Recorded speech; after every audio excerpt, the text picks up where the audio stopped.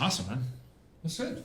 Only took us an hour to get set up. We got this set up, and now we have 3.5 minutes to talk. Yeah, Okay. exactly. Cool. No, we got time, so we'll be good to go.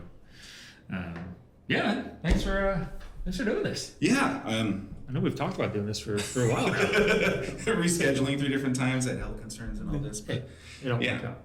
I probably passed by the den in Danville 500 times. And I've looked through the windows back here from up on the sidewalk going, what's in there? Is that where the Masons meet? What's going on? Yeah, it's a pretty nice little setup. It's cool. I love this. Yeah. It's comfortable. Yeah, I mean, obviously we're down here in the conference room, but upstairs it's nice little setup, nice little living room, kind of dining area and whatnot. So yeah, it's good to have access to this. It's nice. It smells good too. It's better than my home office, I'll tell you that Well, much. I showered today, so that. While I was up there, I used the restroom right before we started filming, and I'm like, what in the heck is going on? I used the lotion instead of the soap, and I'm like, this lotion smells good, but it doesn't work well. Like, this is not doing what it needs to do. Yeah. So reading's important. Yeah.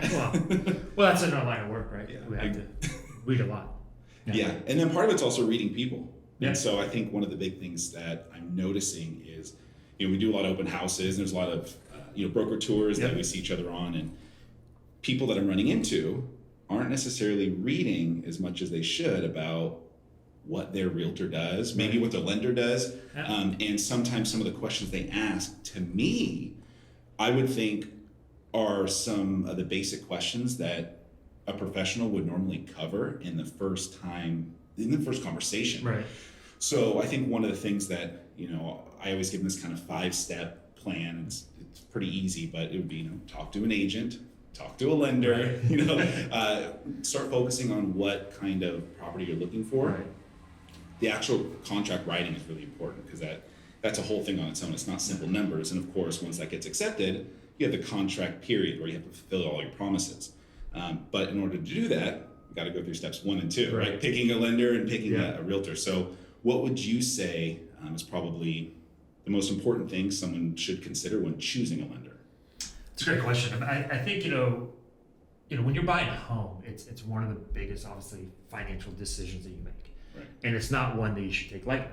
Yeah. I think one of the big misconceptions is, somebody first off finds a home first, right? And they're like, oh, hey, I love this house. Now what? It's like, well, you kind of need to get your lender in line. Yeah. And I think one of the biggest things is finding someone that's reputable, that knows what they're doing. It's not as easy as just kind of going online, filling a few things in, and then all of a sudden you're like, oh, hey, you're pre-approved, right? Here's $1 million. Yeah, exactly. And because there's a lot of information that the online system doesn't get. Technology is great, but at the end of the day, you got to work with somebody who you can talk to, have access to, and then that they know what they're doing, because there's going to be certain situations that's just going to be different, So you got to be able to trust that person, know that they're going to take care of you and walk you through the right thing. Anybody can go online and shop for a rate, right? And then you got all the rates there. It's not going to be probably the rate that you're going to get, just because there's going to be nuances within it. Mm-hmm. And when you talk to somebody on the phone and meet them in person, the biggest thing is going to be, do you trust them, right? So trust is the big factor that I always tell people. I'm like, go shop, but at the end of the day, do you trust them? Are they going to be able to walk you through it? Yeah. Right. So just because somebody is $5 cheaper somewhere else doesn't mean that that's the better deal. Right. Because you're going to need to know, hey, why is my rate different because of my credit score, or maybe I'm putting less money down or more money down, or I'm buying a single family home versus a condo. Like, all of those factors come into place to get you the rate. So like an online place is not going to be able to just push that out to you, right? Right. So you got to be able to walk through it and understand, like, hey, you decided to go from a single family to a condo. That's going to change some factors, right? Or we just went from a conventional loan to a jumbo loan. Different guidelines here. Now we got to look into that. Yeah. So you got to work with somebody who knows what they're doing and that you can trust. You can trust them, because it's a big decision, and it's probably the same thing on your side. Like, there's probably a lot of misconceptions that realtors have as well. That people are just like, oh, hey, I can just write a contract and then I'm good to go. Or what are the misconceptions on your side of the business that you're seeing? Yeah, I mean, similarly, when you think you could go online and click a button. I used to actually be a Zillow Premier agent where someone would go to Zillow and click that blue button, they'd want to tour a home, and then they would expect me to magically appear. And so after going through that so many times, and same thing connected to some other websites, you start seeing that a lot of people will get very quick information, and there's no other background, there's no explanations. Right. And that's important. Just like when it comes to lending, how many times I've had a client say, oh, well, my rate is this. How come at the end I have all these other charges? Well, there were discounts, but there's also upfront fees you're going to pay, right? Right. Where did that come from? Well, the reading part of it, right? And so some of the things that I'm meeting or talking to people about when I meet them is, you can use multiple agents. That's a big one. Right. I can use any agent and they'll all work for me and they're all going to go run and find me the home. I just want to work with the most talented one. I go, okay. The thing is, if you have multiple agents working and they know that, probably not going to get 100% out of any one of them. So you may not find that house. But regardless, whatever it is, I always want to be able to help people. So once we have that initial conversation, some of the things that I go over is, how and who they should end up choosing. And I don't ever try to sell myself and say, hey, pick me, I'm the best one, I'm going to run out and do this. No, I want to find out a little more about them. Right. But past that, starting to understand what their goals are, there's things that they should look out for whoever they're going to pick. So let's say they're talking 10 different agents. Well, do they have good communication skills? Not just the ability to communicate, but someone who you want to communicate Right. with. Because once you get into a contract, even before that, right? Searching for a home and figuring out, navigating, because there will be issues. Sometimes they're grand and they can be very stressful. Yeah. Sometimes it's not a big deal, and sometimes there's just a lot of little things. But through that whole process, do you want to spend the next 1 to 5 or 6 months talking to someone who thinks they're brilliant and maybe be able to articulate and use great vocabulary, but you are just, it doesn't connect with you? Right. So pick the type of communication that you want. Make sure that they're a good listener, that they're actually hearing what you're putting across and then answering it in the way that makes sense to you. Experience. So for me, I came from law enforcement, which, I went to a lot of houses, different circumstances, right? But I tell people, someone who has experience or works with people who do have that. Right. So if they have a great team that has years and years of experience, they're going to be able to pull from that. Right. So you want to make sure that there's some sort of experience there. And then also that goes into local experience. Right. So do they have local market knowledge? Are they going to know that, hey, if you go to this side of San Ramon, maybe Windermere, Gale Ranch, how long is it going to take you to get to the freeway? What entrance are you going to versus going into Bollinger Hills, let's say? Schools, places to shop, where you're going to work, all those things go into really having that hyperlocal knowledge. I would say negotiation, that is huge, because I've learned that it is not just the price that gets everything. Right. Of course, a seller wants a top dollar, but how are you going to get there? The terms really can matter way more, because if you promise $5 million for this $1 million home, great. What if it's not going to close? Right. So depending on where and what someone's looking for, I say pick the best person that you feel suits all those needs for you, because it's those misconceptions we talk about that they think it's just going to be whoever they see on the most postcards, right, or whoever they met that promises them they're going to sell their home for the highest price. Really figure out someone that's going to talk to you the way you want to be talked to, that will be honest and answer your questions, knows where and what you're going to be looking for, and then can help you get it. And kind of very similar, right? Like, so it's somebody that they have to be able to trust. Exactly. Right. Somebody that's going to just listen to you, knows what your needs are, and it works on both of our sides, on the lending side and on the real estate side. Like, you have to, you're making a big financial decision here, so you can't just kind of leave it up to like, hey, I'm just going to throw this dart and just kind of see who I hit, and we're just going to go from there. Yeah. And you really have to trust that person and get along with it, because this is not a short-term relationship. This is long-term. I mean, it's going to be a while, and you got to be able to get along too. That's the big one, and then be able to come to them with your problems. Right. I don't know how many times people have called me 5, 6, 7 times in one day, and they start apologizing after a certain point. They feel bad. They feel like they're bothering me, and I always have to tell them, this is what I do. Right. This is what we are here for. If you feel like you have to apologize, then maybe there's something I'm not doing right, because I need to be a resource. Right. If you're starting to go everywhere else around and I'm not in the loop with you, then you may be making decisions that I don't know where, what track you're on. Right. And so I think it's really, really important to make sure that that trust is there. You're in the circle of trust. Right, exactly. Yeah. And that that phone's going to ring and that you're always available for them. So that's huge.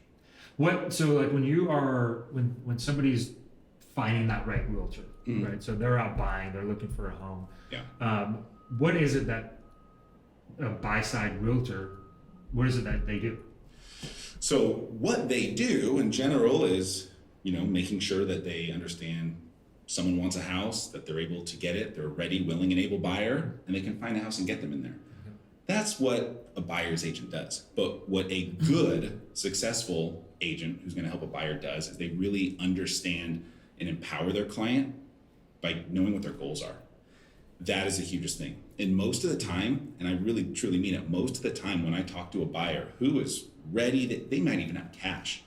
Most of the time, the first things that they tell me and the reasons that they say they want and are going to move aren't really the most underlying reasons or their actual motivation.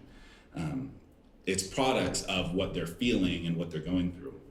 My goal is to listen and try to poke and provoke those, longer answers, because that is really what's going to help me as a buyer's agent figure out what's best for them.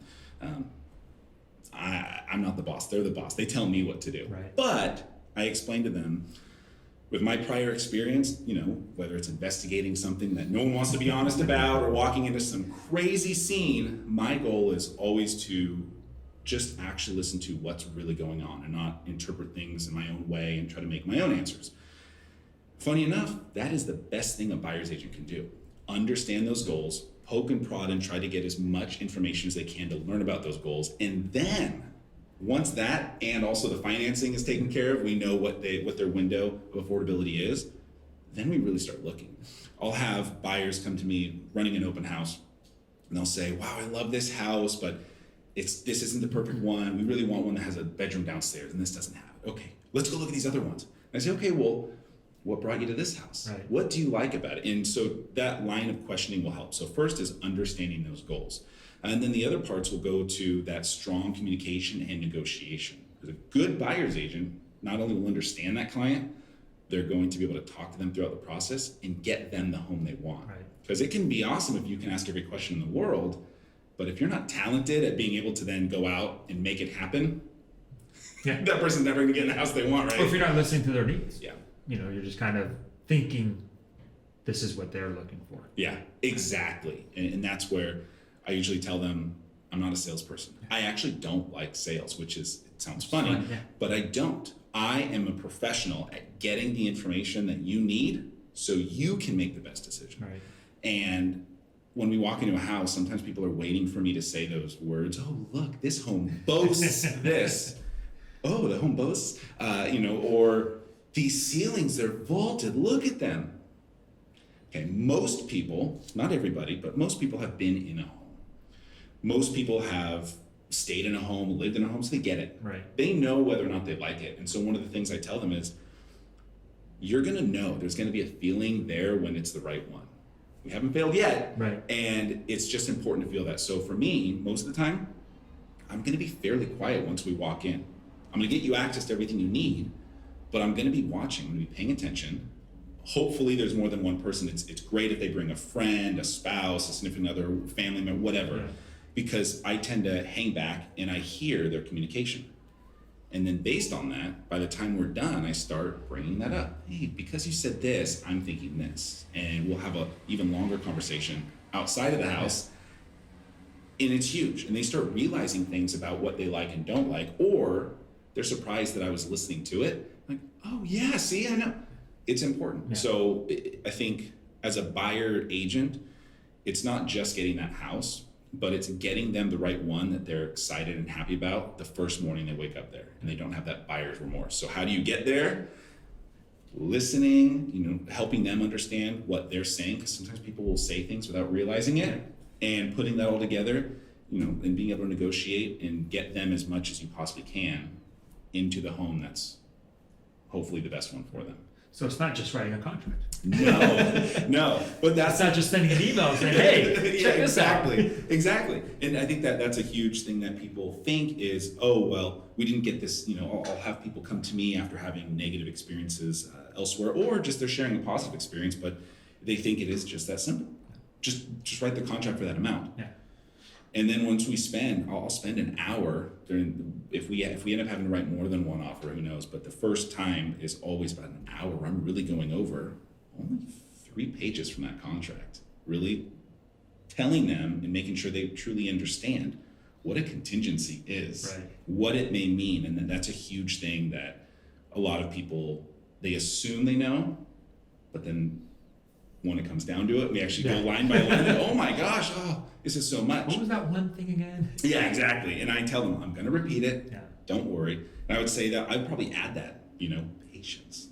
That is huge. Mm-hmm. If a buyer's agent does not have patience and they don't have a plan of knowing they're going to repeat some of the same things they've said over and over and answer the same questions, and that they're not understanding what it feels like to be that buyer. It's a ton of information. And while none of it may be really complicated in and of itself, there's a ton of small bits of information that are all important.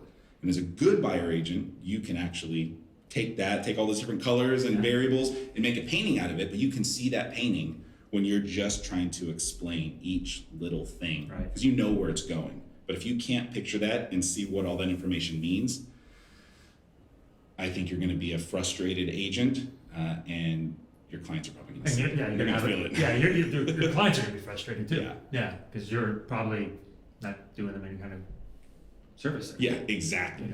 It's huge. But then there's also the relationship during that entire time. It's not just the agent and then the buyer going, okay, cool, what are we going to get? Hey, can you get that email from the lender?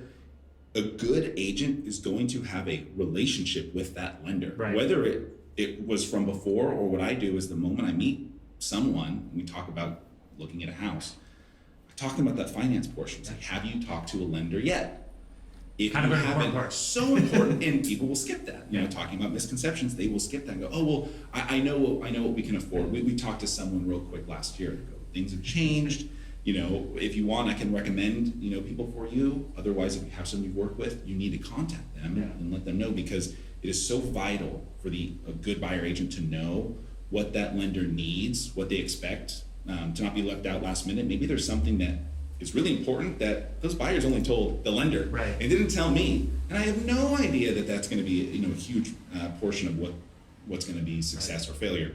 So I would say sometimes they come to me already having a lender. Sometimes I have to help them find one. But for you on that side, because they come to you at various points in the transaction before anything even happens, what would you say a good lender would provide to clients, or what do you think a good lender does in your eyes? A good lender, a lot of it kind of goes back to what you said earlier. A good lender listens to the client. Yeah. We'll get all the documentation. Ours is not as sexy as showing homes and stuff being out and about. We deal with a lot of paper. So us is just kind of listening to what their goals are, and understanding what they're looking at doing. It's not just buying the home and just getting the financing. Are there other things that are going on? So I think a good lender, first off, just kind of listens to the client. What price point are you looking at, and why are you looking at that price point, and what's your comfort level? Yeah. Right. Now you may come to me and say, hey, I want to get approved for this $1 million home, but then when we kind of go through it, and your comfort level might be a little bit lower. Yeah. So I might approve you for $1 million. Doesn't mean that you have to go there. So I think a good lender kind of listens to that, but then also gives them multiple different options. So we go through like what we call a total cost analysis.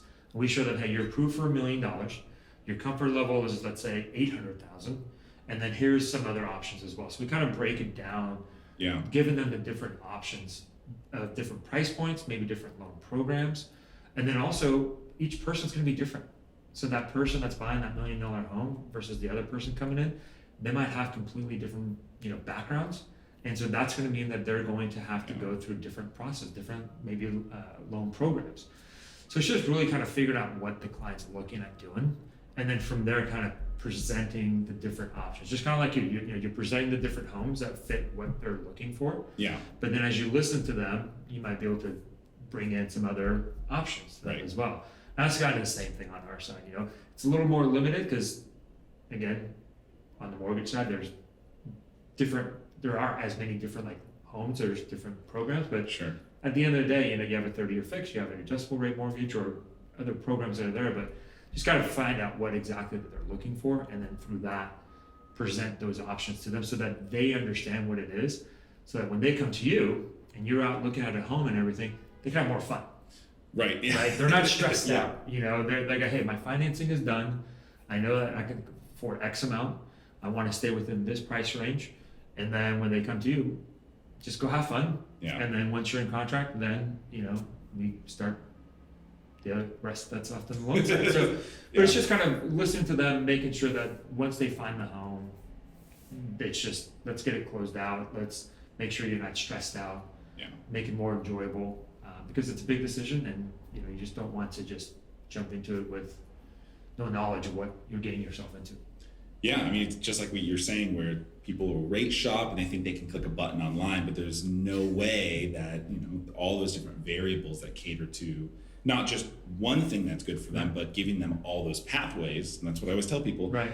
I will do my best at giving you all these different pathways and tell you as many different situations as we could be in for each of them, and then you are going to have to decide. So when it comes to the lending portion, I mean that it's strategy can yield a much better financial result Right.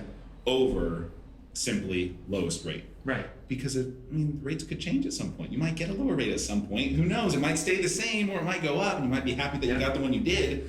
But how does it affect you long term if you ended up picking a strategy that cost you a ton in the beginning, Right. and you couldn't do anything else with that money, or there's better ways to use it? So, A great example. I had a realtor that I work with who their son is buying a home, going through a builder, and the builder had an incentive of $15,000 or something like that that they can use for loan costs and everything. okay, And so he reaches out and goes, hey, look, can you just kind of walk me through this? What should I do? And when we looked at it, he was paying it's like something like $32,000 in points up front okay, to get a lower interest rate. He was buying his rate down, I forget how much, but he was buying his rate down significantly.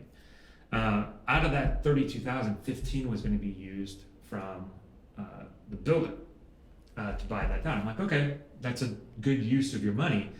But here's the thing. Right now, with where we are with interest rates and where we are with inflation, inflation's going down, interest rates are going to follow. Reason I bring this up is if you're going to spend an extra $15,000 to $17,000 out of your own pocket to buy the rate down, I think you're throwing money away. I think if you take that $15,000, just buy the rate down to where the $15,000 mark is, and then down the road, rates are going to go down, you can refinance, and you're going to be ahead. You might be able to get close to that rate, you might be able to get to that rate, but I think rates are going to go down, and then you're just throwing money away now. So to your point, just because that rate looks great today, you might be doing yourself a financial disservice. And if somebody's not there to walk you through that and the whys, at the end of the day, I'm going to present that to him. He's going to take that, and it's going to be his comfort level. mm-hmm. Hey, do I really feel like I want to play this out and wait 6 to 9 months or however long and then refinance then and save it this money? Or am I comfortable enough to just say, you know what, let me just do it now and I'm going to be fine with it. Yeah. Right. So you got to present that option to them, because some lenders will be just like, oh yeah, here you go, this is it, and Right. like not walk you through that. I think it comes down to that expertise again, and being able to show the why behind the reason you're taking them to that home, or reason you're presenting this loan program, Yeah. and why you would go that way. Yeah. Oh, absolutely. I think that's one of those things that for me, I always try to stick to my lane and not get into the lending stuff, right? It's definitely on the lender side to explain, but there are some things that, I have to kind of head off a little bit, and it's those situations. Multiple times I've had someone come to me and say, hey, how come I'm going to be paying $15,000 more than my brother, sister, aunt, uncle, someone, because their closing costs were only X number. Right. So, okay, well, it's not simply just your rate. Sometimes that rate's good because of what you pay at closing, right? There's something that you may be doing. I'm not necessarily there for every lender conversation, just like they're not there for every realtor conversation. Yeah. Sometimes the phone lines get crossed and it's like, what are they telling you?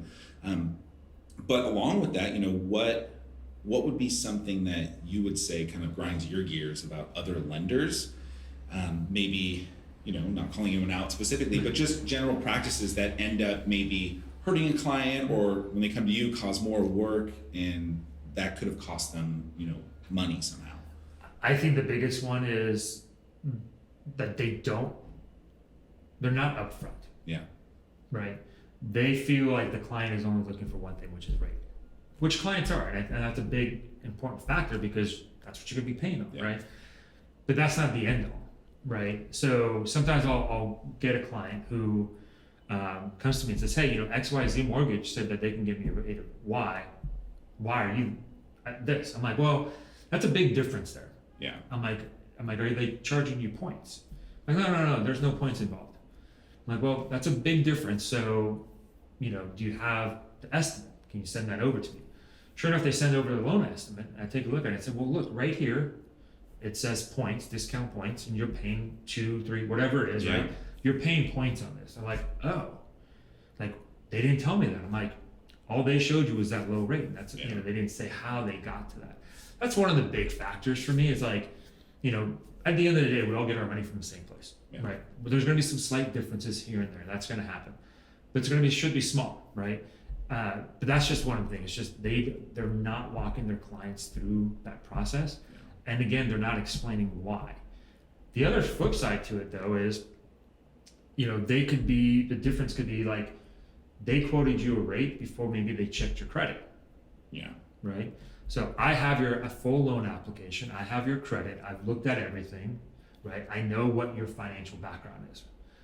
So they're just kind of going off of that you're buying this $1 million home, putting 20% down, right? They don't know what your credit score is. Yeah. Your credit score isn't great, as an example. Or they're factoring it off a single family home, but you're in contract on a condo. That's going to have a different interest rate. Right. All right. Or they think you can go full documentation on your loan, but we can't because you're self-employed. So we have to do, let's say, a bank statement loan. That's going to be a different financing. That's going to have different rates. All these little nuances within it is going to factor into that interest rate. And then that lender is not walking you through that, and they're not being honest with you. They're just saying, oh yeah, I can absolutely do that. Yeah. And then at the end of the day, they don't, or maybe you go to them because of the rate and then they change it on you because now they have all that information, and now they're going through and they're saying, oh wait, hold on, your credit score is a 700, not a 780. Right. Or you're buying a condo and not a single family. So now it starts to change, and now you're kind of stuck with them because now you're like, hey, I'm in contract, I got 21 days to close or whatever, and I can't make a change now. Yeah. And then now you have that buyer has that bad taste in their mouth, and they're just going to sit there and just be like, this person just never figured it out or never was upfront with me. They just got me in and then changed things around. And that's one of my biggest things is just, if they just do their job, that's fine. Hey, if they have all the information, they're upfront and everything, great. Go to that person. Somebody can get my client a better deal, I will tell them go get that. Because at the end of the day, it's them getting into the house in the best deal, right? But if there's a big difference, usually there's a reason. Yeah. You've been doing this long enough where there's a reason. So I think that's my biggest gripe is, with others within the industry is just not being honest. Yeah. And I'm sure you probably have some gripes on your side, on the real estate side, where there's some things that other real estate agents do that probably you sit there and go like, and it burns you. Yeah, and I think it goes along the same line of whatever may be the negative experience for a client, it's transparency. That's the thing. And when someone isn't transparent, and doesn't necessarily mean that they're directly being dishonest, but sometimes that lack of transparency and covering that up with just making someone feel excited about something, just to get something done, that's what it hurts clients and it hurts other realtors, honestly. For example, contingencies is something I've talked about before where that's a big deal. And sometimes just different days on contingencies is going to get someone that house or not. My goal is to always have good communication with an agent if I'm going to help a buyer, to get in communication with that listing agent, to really know as much as I possibly can and deliver that info to my buyer so they can make the best decision for themselves. When an agent lacks the transparency, and let's just say they know, wow, okay, 2.5 million, that's going to do the deal. And they go, okay, well, I really want to make sure that we win. So they tell their client 2.6 million, no contingencies, you can't do this. Right. Where that agent might know, well, yeah, that's definitely going to win. But the other thing was probably going to win too, you know? So trying to boost things up for, you know, just be transparent. Tell your clients exactly what that conversation was that you had with that other agent, and then give them your opinion. This is what they told me, and as of right now, this is what we could do. Right. However, I just want to let you know there's 5 other agents interested in doing this, and we may need to end up over here. So I want you to talk about it, figure out whatever works for you, and to see if you're willing to do that. If not, this is where we're going to go today, but this is really what I feel. You're the boss, here's my opinion. And sometimes in those you know circumstances, the buyer says, you know what, that's not worth it to me. I don't really want to do that. But I've had clients that in their first, second, or even third home they had, and now they're coming to me after using the same person for a while, realize that conversation was never even had. They go, oh wow, thank you for giving that to us. And I'm like, what? That's like baseline. Are you joking? There's always going to be another house out there. Right. So lacking the transparency, that sometimes when you're in the middle of a deal, things come out, and if you didn't talk to them, those items with your clients, then now you're caught up. And I've dealt with that on the other side, where a listing agent didn't even read their contract, the contract we wrote, accepted our offer, didn't explain the whole contract to their client, the seller. And we got involved in something that I was like, hey, this is what we agreed upon. And I put it in the email, and I write a whole little synopsis before you even read the contract. I put everything in bullet points. I talked about it verbally with you. We wrote it. I didn't know what else I could do. And everything ended up great at the end of it. But the point is that could have really, truly hurt, the deal, or wound up in some mediation. Who knows what it could have gone to, all because someone just didn't bring that information forward. None of it's personal. It's not my house. I didn't make up that stuff. So I want to tell them everything I possibly can. So while we're going through the contract period, smooth sailing is, sometimes there's a little rough waters, but they're not caused by me. Well, things come up, and it's just how you deal with it. Right? Exactly. So how you react, and then you have to work as a team. Both not only with your buyers, but also with the listing agent. To work as a team to hey, this issue came up. We have one right now. Last minute, we're getting ready to close, and all of a sudden, there's an old BK from the seller that popped up. Yeah. So now they're going through the courts to kind of clear it up because it was already done with. So we have to get this document to get through. We're all working as a team. Yeah. It's like it happens, and how you deal with that is huge. Yeah. Exactly. Same team. Yeah, exactly. It's either going to leave a bad taste in somebody's mouth, or hey, at the end of the day, let's work together and get this done. So I think that transparency part is huge. Yeah. You have to be there to walk your clients through, and again, at the end of the day, present them with options and the whys behind it, and they're the ones that at the end of the day make that decision. Absolutely. I mean, that's the key word is that you said, it was you're on the same team where you're all trying to get the same thing done. Yeah. And sometimes on any end, it could be buyer, agent, seller, hopefully not escrow, but escrow or the lender. Sometimes people stand in their own way for some reason. Yeah.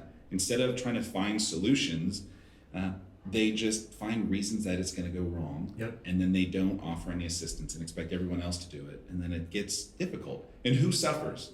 The clients, right? We're technically at work, so there's a little expectation of, difficulties coming and whatnot. But these clients, the seller and the buyer, going through a huge, time in their life is a super important chapter. Make it easy on them, so they call you later. Yeah, exactly. Well, and that's the thing. It's like at the end of the day, we're working towards the same goal. We want to take care of our buyers. We want to take care of our sellers. They're going to move into the house. They're going to move into their next home. We want them to have a good experience, so they do come back to us, hopefully, right? Yeah.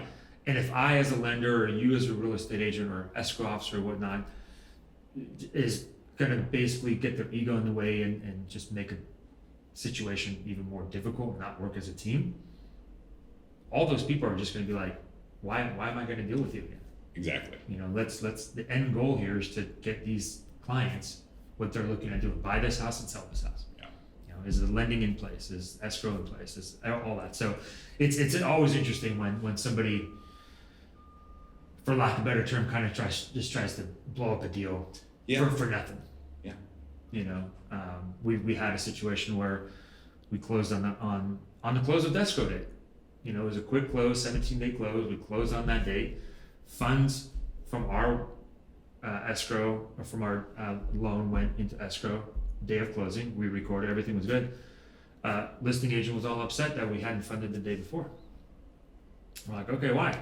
You know, and it was like something like very, very minimal to it, but they blew it out of proportion. And it was like, at the end of the day, the seller still got what they needed. Yeah. Right? They sold the house and stuff, but good thing, like, it was like such a small deal, it was at closing. But like, why are we blowing this out of proportion? Yeah, we're here. Yeah.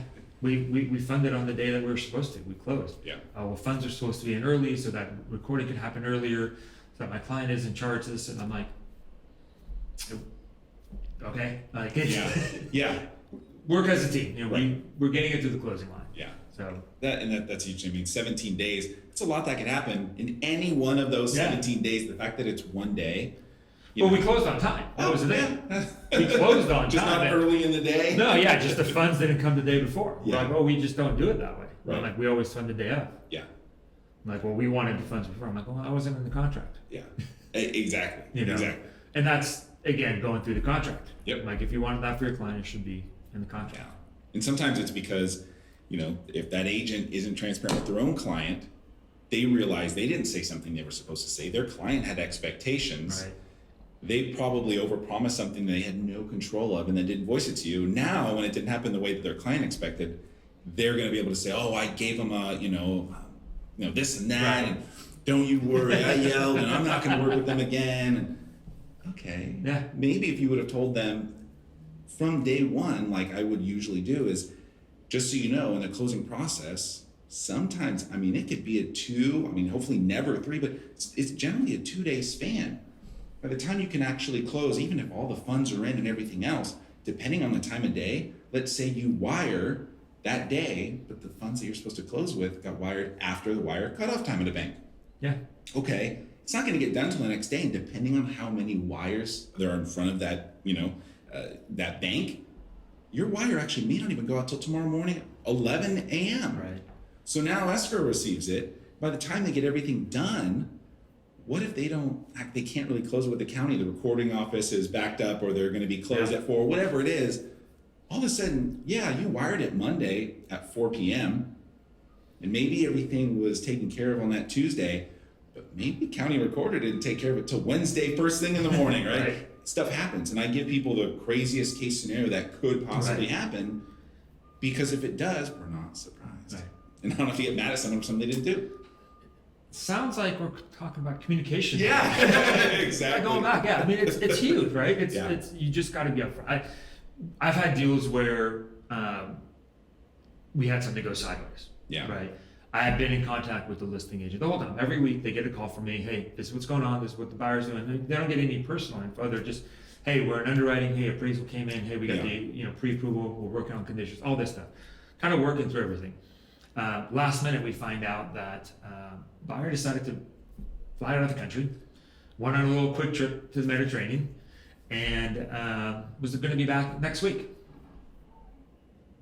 Nice. Like, really? And so, call the listing agent, like, hey, look, loan's fine, everything's good. Like, the guy just left. Yeah. Like, he just went on this quick trip. By the time he gets back, we're going to be delayed a few days. Yeah. And, it was a nice transaction. It was a $4 million purchase, on this deal. And luckily, the guy was on the team. Like, he was just like, hey, you've been in communication. I know we're good. Like, seller's actually going to be fine with it. A couple days is not going to be a big deal. Yeah.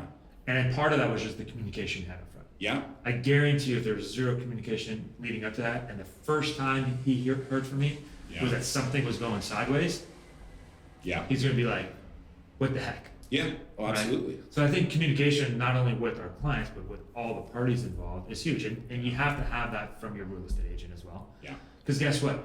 your reputation as well, as you said earlier, like your experience of your team and all that reputation, guarantee you gets your client a better look at the end of the day versus somebody else who maybe they just got their license yesterday, they don't know what they're doing, and nobody knows them.